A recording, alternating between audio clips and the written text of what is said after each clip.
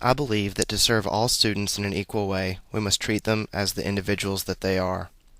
Although the national divorce rate has leveled and dropped in the past few years, the number of children that are born into or that live in single-parent homes is high and is still on the rise.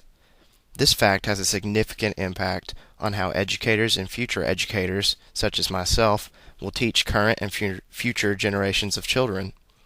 I believe that things have changed and will keep changing for students and teachers.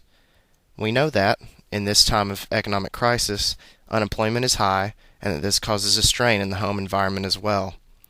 Although one could argue that the droop in the economy has affected everyone, it would be inaccurate to say that the wealthy are impacted to an equal or greater extent than the already economically disadvantaged.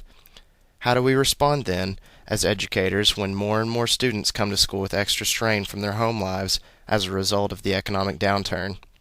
For these young students, an economic recession is only something that they have read about in their social studies textbooks, something that they are yet to experience firsthand.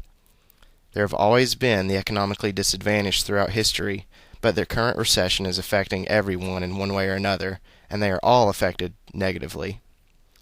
What are the implications for our students then?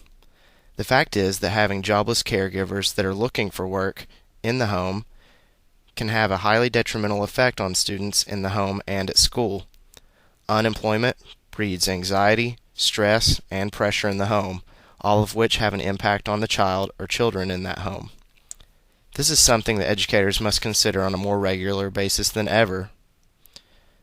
A larger percentage of children are coming to school having heard their parents argue that morning or having been the target of an argument themselves.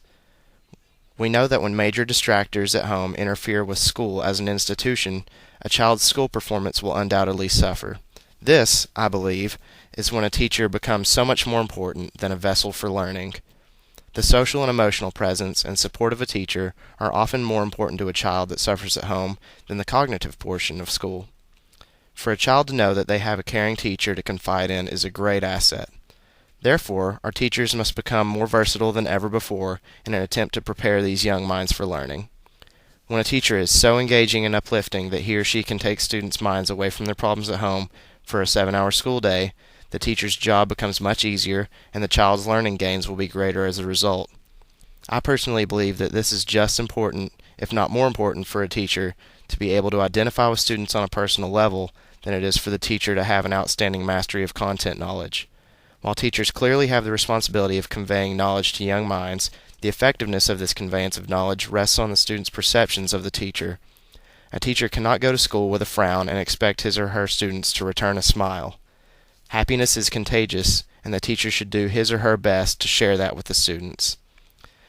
This is the best way that I know how to make sure that students are interested and engaged in the material that I'm trying to convey to them. If I can't be excited about the material that I teach them, how can I expect them to receive it warmly or with any enthusiasm? So for me as a future educator, I will pledge to make sure my students know how happy I am to see all of them every day and to be teaching them on a daily basis. If I act otherwise, I'm not doing the students or myself any favors. For a child with a rough home life, an infectiously happy and supportive teacher can be the best remedy available.